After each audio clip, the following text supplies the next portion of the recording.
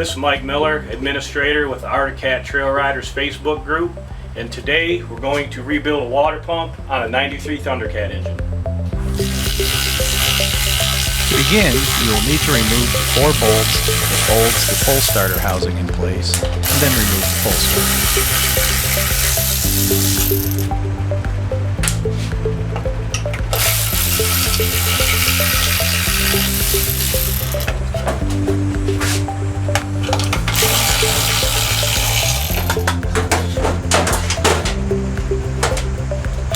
Next, you will need to remove the bolts that hold the timing belt in place.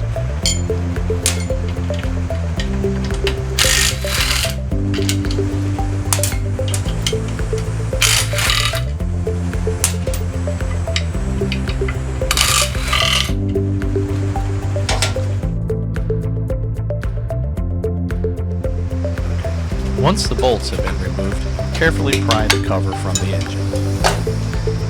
To remove the Phillips head screws from the water pump housing, you'll need to use an impact driver.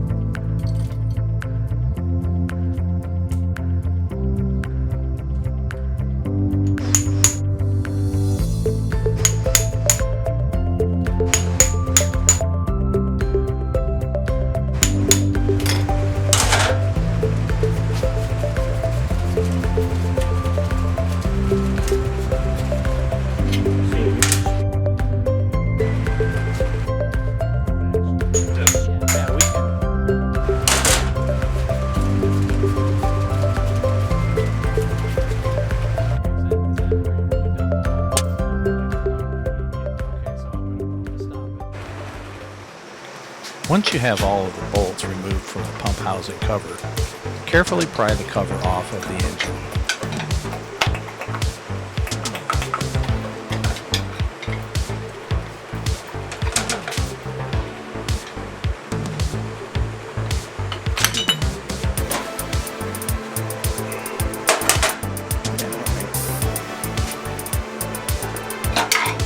To disassemble the pump, you must first remove the bolt and washer that holds the pump impeller in place.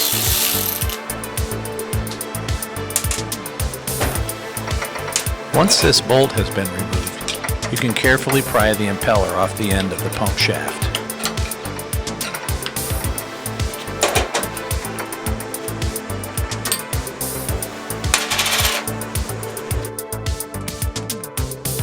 Now that the impeller has been removed, you can pull off the main pump housing.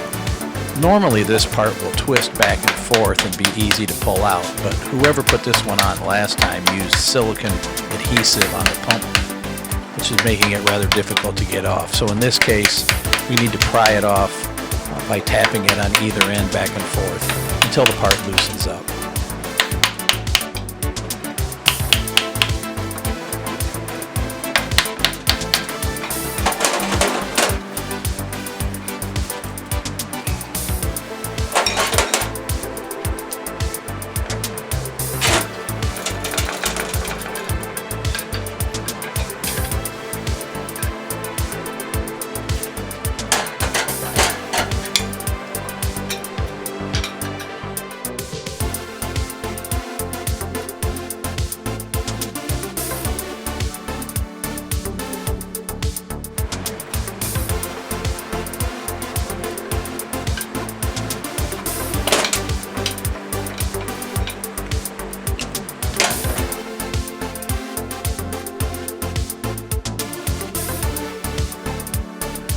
Here you can see all the silicone adhesive residue that was left on the pump housing.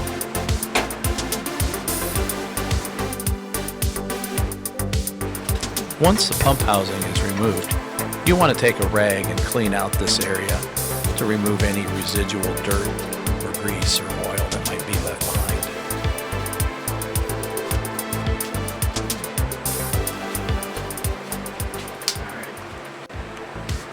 At this time, you'll want to inspect the main pump shaft. If it looks very pitted like the one shown here, it will need to be replaced. If the impeller shaft does need to be replaced, when you put the new one in, make sure that it is 40.15 millimeters from the tip of the impeller shaft to the end of the balance shaft.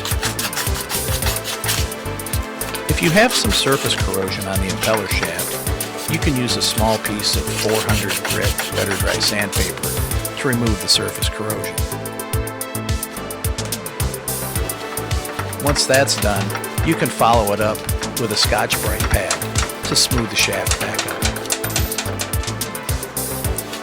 At this time, it's a good idea to pack the balance shaft bearing with some wheel bearing grease. Now it's time to replace the impeller shaft seals. The outer rubber seal pops out easily with a screwdriver. To remove the inner seal, set a socket in the hole and give it a couple of taps with a hammer, and the seal will pop right out from the back side. After the seals have been removed, use a rag to clean out the openings where the seals go to remove any dirt or grime.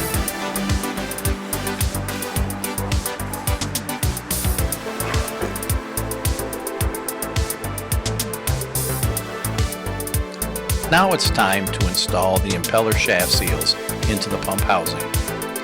There are two seals, a rubber seal and a metal seal. The rubber seal goes on the outside with the spring facing out, and the metal seal goes inside.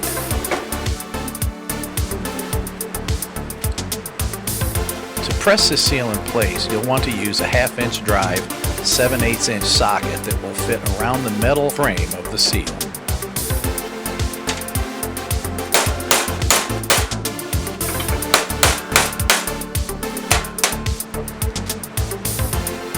The rubber seal only requires finger pressure to push it into place.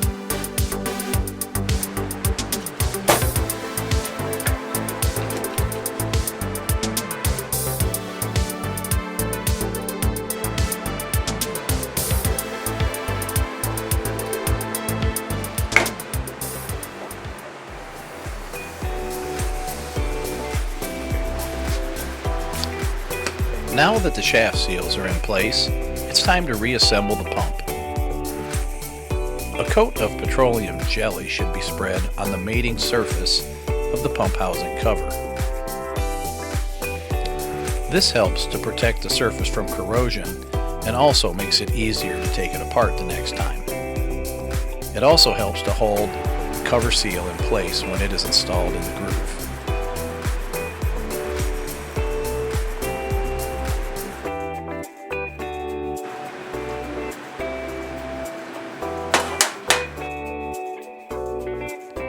You'll also want to put a coat of petroleum jelly around the upper water passage hole, as this helps hold the O-ring seal in place in this area. More petroleum jelly should be put into the seals and around the O-ring and the area that mates with the engine crankcase.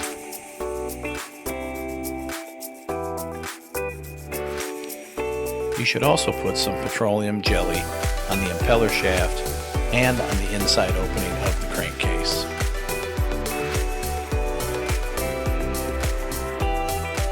Once everything has been lubed up, you can press the water pump housing back into the end of the crankcase.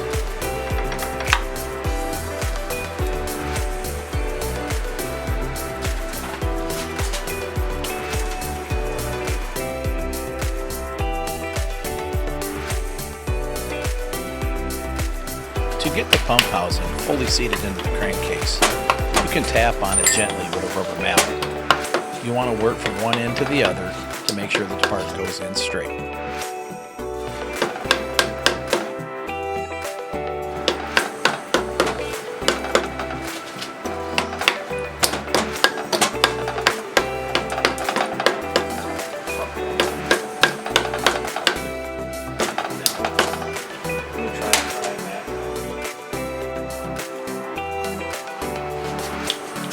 If you're having difficulty getting the pump housing to fully seat against the crankcase, you can take 3 of the screws that are used to hold the cover in place, along with 3 washers, and use those to tighten the pump housing up against the crankcase. You want to make sure that you go around and tighten in a circular pattern so that you do not tip the housing one way or the other, and make sure that it goes in straight against the crankcase.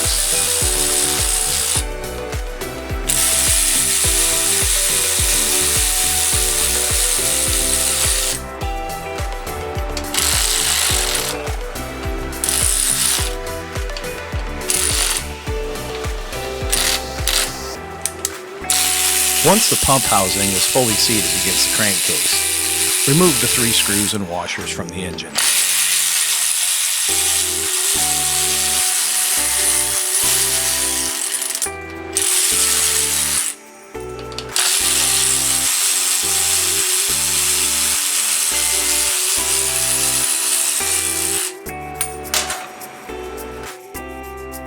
Now it's time to install the new impeller into the pump housing. Make sure that you put the rear seal in with the ceramic side facing out. Make sure there's no dust on it, and apply a coat of petroleum jelly to the back side of the seal. Then put the impeller on the end of the impeller shaft, lining up the flats, and press it all the way in place.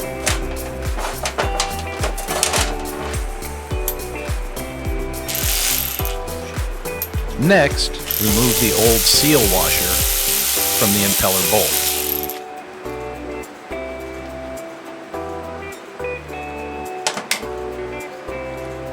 Next, put the new flat washer onto the impeller bolt. Then, you'll want to put a coat of blue Loctite on the end of the impeller bolt.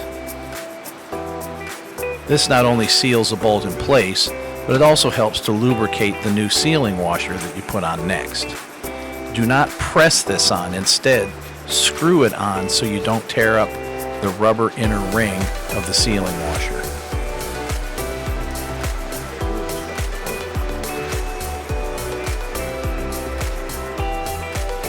Continue to twist the sealing washer in place until it's up against the head of the bolt, and then put the bolt into the end of the impeller shaft and tighten it down.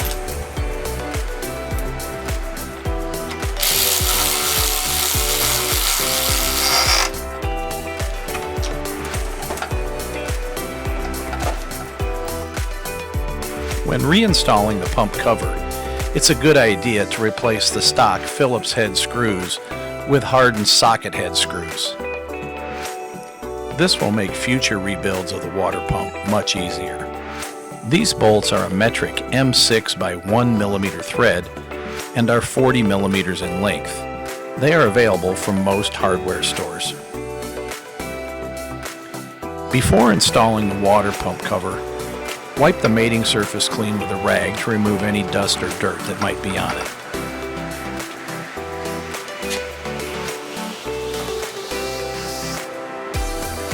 When installing the water pump cover screws, be sure to put a bit of blue Loctite on the tips of each screw to help lock it in place.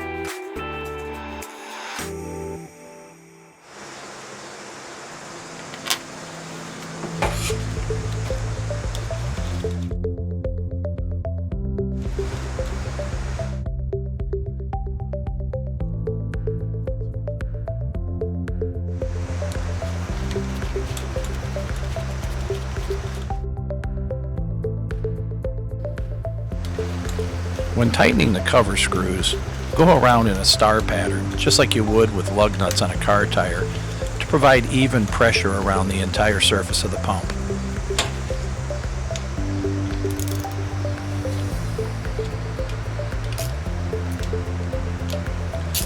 Lightly snug down each screw first, before going back around to do the final tightening.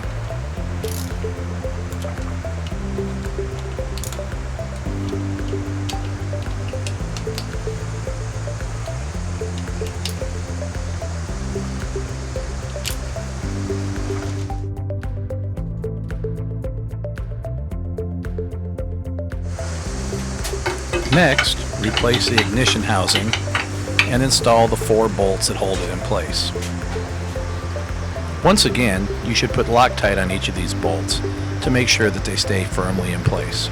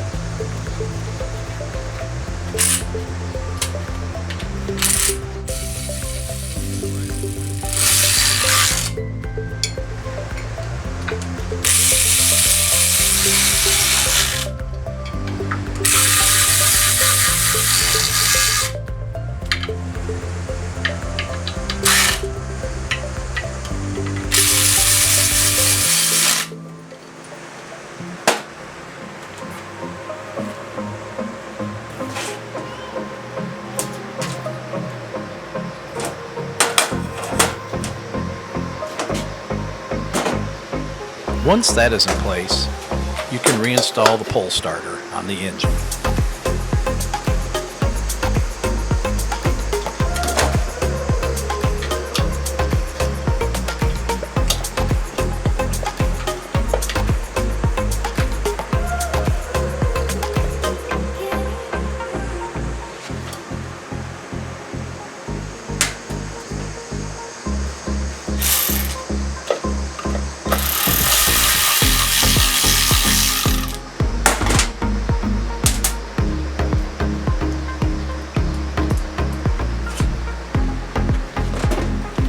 Don't forget to install the grounding wire for the ignition module under the head of one of the bolts.